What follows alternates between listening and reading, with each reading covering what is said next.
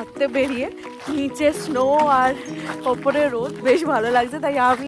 Hello everyone, welcome back to my channel Bong trails.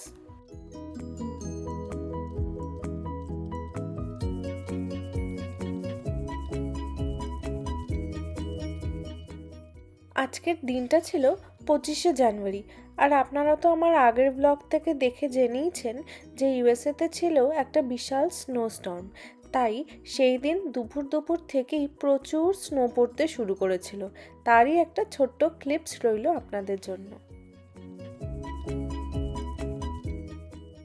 এখানে তো snow পড়লে প্রায় সব কিছুই বন্ধ হয়ে যায়। দোকানপাট, গাড়ি চলাচল করা প্রায় সবই বন্ধ।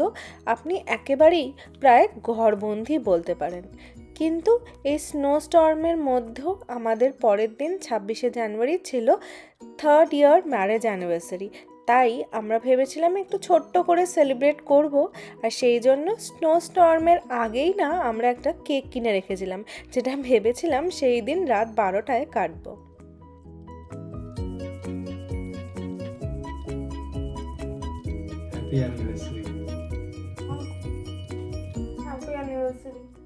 পরের দিন আমাদের অ্যানিভার্সারির সকালটা শুরু হয়েছিল এইভাবে, একটু চা আর লিটল হার্টস বিস্কিট দিয়ে।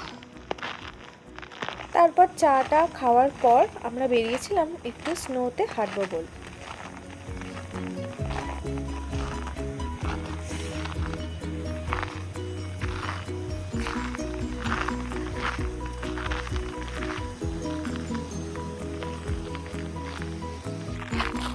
সকালে উঠে তো দেখলাম যে ভীষণ মেঘলা করে আছে, আজকেও রোদ উঠবে না এরকমই ভেবেছিলাম, কিন্তু এখন 12টা মতন বাজে, এখন বেশ ভালো রোদ উঠেছে আর বেশ ভালো লাগছে রোদে উঠে হাঁটতে বেরিয়ে। নিচে স্নো আর ওপরে রোদ বেশ ভালো লাগছে তাই আমি আর বুম্বা অ্যাট লাস্ট হাঁটতে বেরিয়ে গেছি। আর এই স্নো পড়ে গেছে তার পরের দিন যেই মরমরে স্নো দিয়ে হাঁটতে যে আওয়াজটা হয় মরমর করে, সেটা আমার জাস্ট দারুণ লাগে। তাই আরও আসলে এত বেরোনো। যেহেতু সেই দিন সকাল থেকে আর স্নোটা তেমন পড়ছিল না আর বেশ ভালোই ঝলমলে রোদ উঠেছিল, তাই বেশ কিছু জায়গায় কিন্তু স্নো গলেও গেছিলো। আবার যেহেতু টেম্পারেচারটা খুবই লো, মাইনাসে চলছে, তাই কিছু কিছু জায়গায় আবার স্নোটা রয়েও গেছিলো।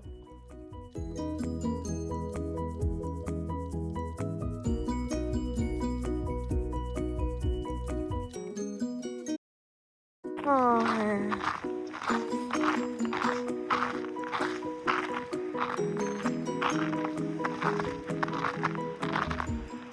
বরফের ওপর দিয়ে হাঁটতে কিন্তু আমার বেশ ভালোই লাগে।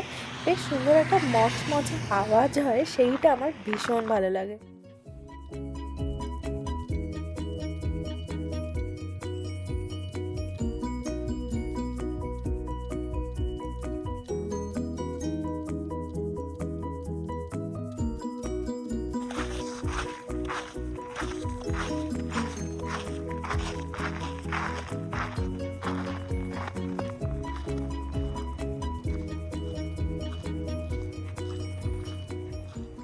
কিন্তু অ্যানিভার্সারি বলে কথা, একটু কিছু স্পেশাল না হলে চলে বলুন? কিন্তু এই স্নোতে আবার আমাদের গাড়ি নিয়ে বেরোতেও বেশ চাপই লাগছিল, তাই বাড়িতেই একটা ছোট্ট চিকেন রোস্ট করেছিলাম।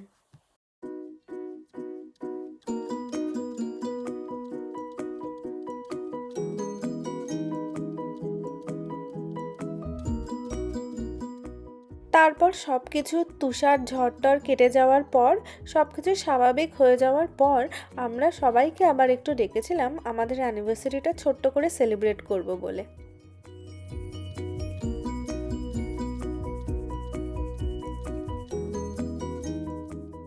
আর তারই তোড়জোড় চলছে এখানে। আজকের মেনু খুবই সিম্পল ছিল, একটু ছিল চিংড়ির মালাইকারি, পিস পোলাও আর চিকেন কাবাব।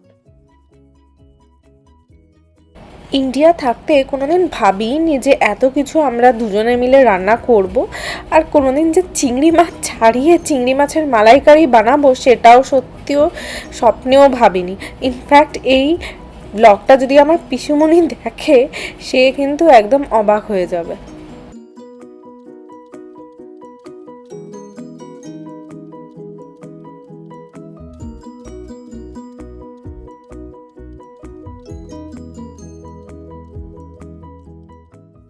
আমি মোটেই রান্নায় একেবারেই পারদর্শী নই, পুরোপুরি এখানে এসে শেখা, ইন্টারনেট দেখে, তাও আবার।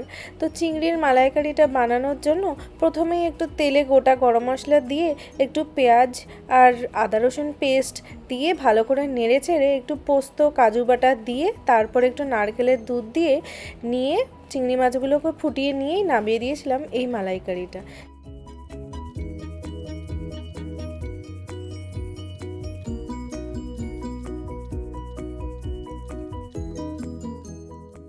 আর আপনারা তো জানেনই বিদেশে বিশেষ কোনো হেল্পিং হ্যান্ড পাওয়া যায় না, তাই আমি আর বুম্বা মিলেই সব কিছু করি।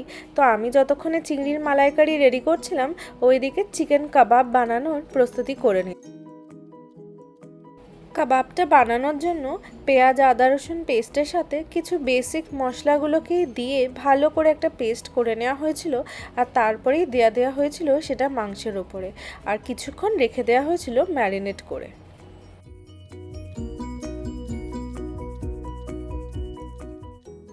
চিকেনটা ওভেনে দিয়েই কিন্তু আমি পিস পোলাওটা রেডি করছিলাম। আর এটা কিন্তু আমার পুরোপুরি পিয়ালিদির থেকে শেখা, ভীষণই সিম্পল আর খুবই চটজলদি হয়ে যাওয়া একটা পোলাও।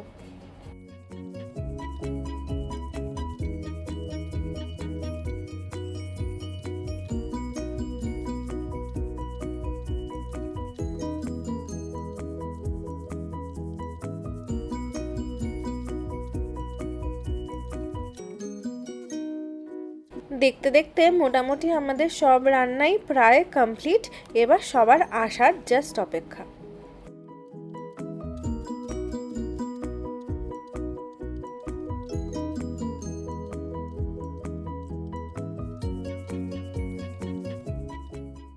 কিছুক্ষণের মধ্যেই সবাই চলে এসেছিল, আর আমাদের আড্ডাটা বেশ ভালো জমে উঠেছিল কিন্তু।